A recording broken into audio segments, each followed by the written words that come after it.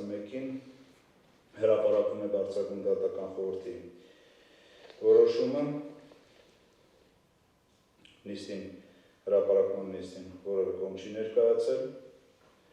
այսպիսով վերանայման արդյունքում բարձրագույն դատական խորհուրդը որոշեց վերանայման արդյունքում կայացնել նոր որոշում, Արդարադատության նախարարը Երևան քաղաքի առաջին այցանի ընդհանուր իրավասության քաղաքացիական դատարանի դատավոր Արթուր Ստեփանյանին կարգապահական պատասխանատվության ենթարկելու վերաբերյալ